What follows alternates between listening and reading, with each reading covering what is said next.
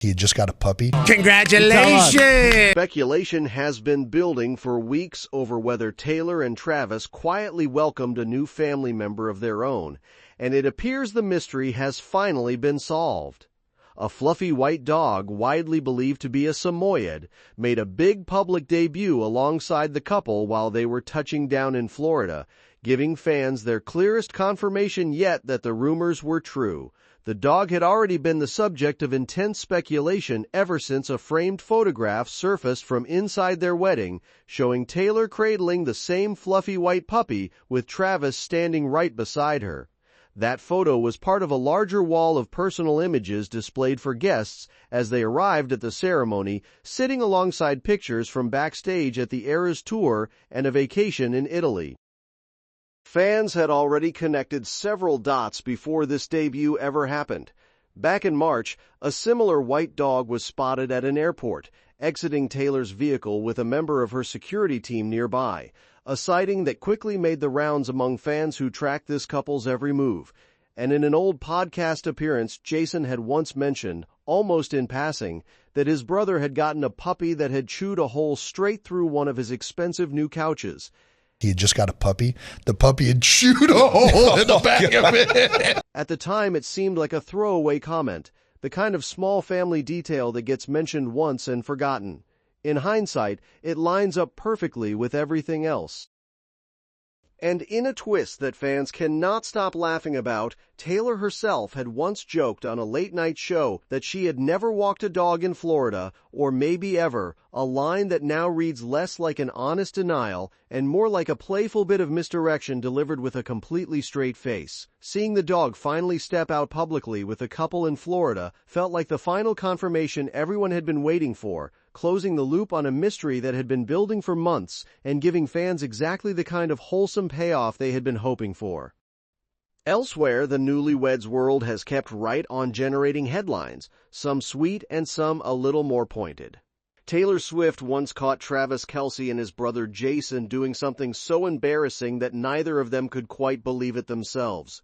And once you hear the story, you will understand exactly why it still gets brought up to this day, because for an entire day, two grown men, one of them a Super Bowl champion and the other a future Hall of Fame lineman, had absolutely no idea what they were actually drinking, and it took Taylor Swift to point it out. Here's what happened.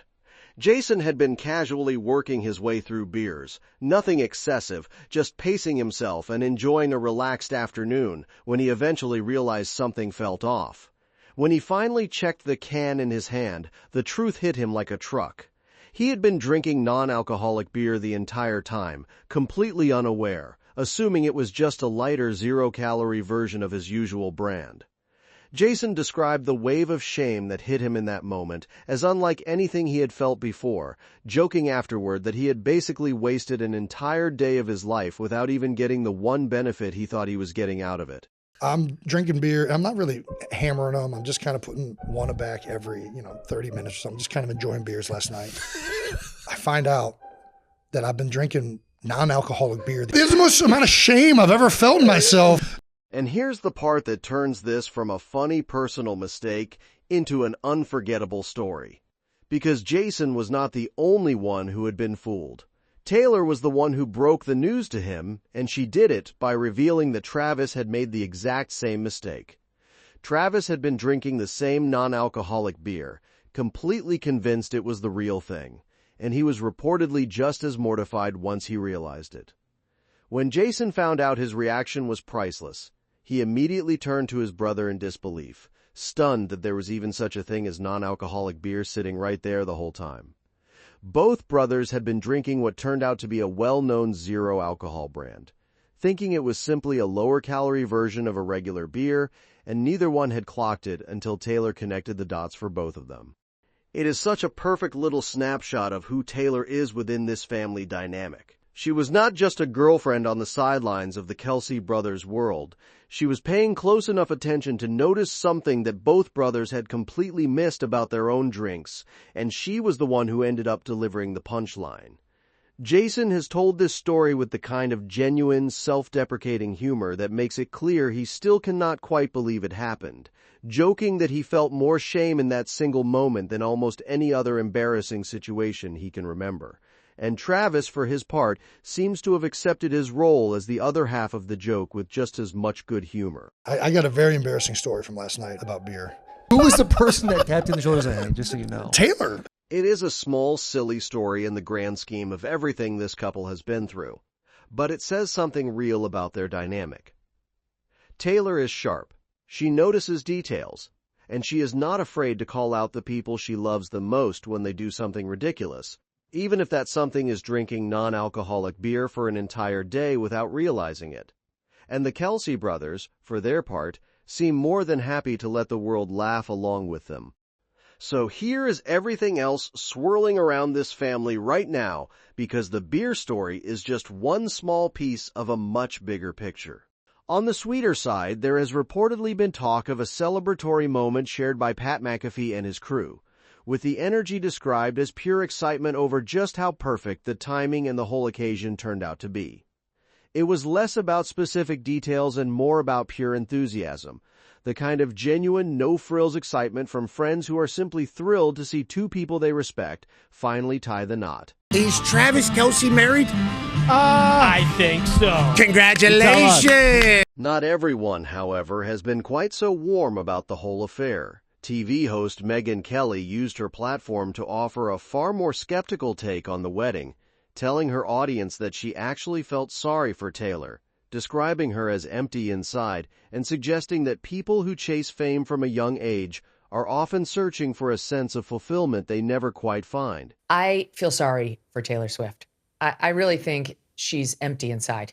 I think most people who seek fame at a very early age, like in their teens, are chasing after some sort of fullness. She went on to question the size and authenticity of the guest list, expressing disbelief that the couple could have 1,000 genuine friends and family members close enough to invite, and she poked fun at the choice of Adam Sandler as officiant, noting that he and Travis had only worked together on a film as recently as the year before. She called parts of the ceremony awkward and uncomfortable to watch from the outside. But Adam Sandler officiating? Okay, how did that come about? Oh, Travis and he were in Happy Gilmore 2 together. When was Happy Gilmore 2 made? 2025. It is a sharply different read from the one shared by people who actually attended. Guests who were there described an entirely different atmosphere, one filled with genuine emotion rather than performance. Former NFL quarterback Ryan Fitzpatrick, who attended with his wife, called the ceremony itself beautiful and said the reception featured hours of joyful dancing that left him and his wife still recovering days later. Another attendee, Tavia Hunt, wife of the Kansas City Chiefs owner, pushed back firmly against any suggestion that the night felt hollow or staged, insisting that every guest was seated, that the vows were spectacular and heartfelt, and that it could not have been a more fabulous experience. Because fame and money, adoration from strangers does not fill that void. Only you, God, and your immediate loved ones can. And then we look at the guest list. Oprah? Really? Steven Spielberg? Those two are super close to Steven Spielberg. So while some outside commentators have questioned the sincerity of the whole event from a distance, the people who were actually standing inside that room, watching the vows and dancing until the early hours of the morning, tell a very different story, one of real emotion rather than empty spectacle. That contrast is worth sitting with for a moment. It is easy to look at a celebrity wedding from the outside and see only the scale of it, the size of the arena, the length of the guest list, the fame of everyone involved, and conclude that something that big cannot possibly be genuine. But the accounts from inside the room paint a very different picture, one where actual tears were shed during the vows, where friends danced together for 6 hours straight, and where the small human moments, like a beloved comedian officiant, getting the room laughing and crying in the same breath, mattered just as much as the spectacle surrounding them. Both perspectives exist at once, the skepticism from those watching from a distance and the warmth described by those who were actually there, and it is up to anyone following this story to decide which account rings truer. That's all for this video, folks. See you next time.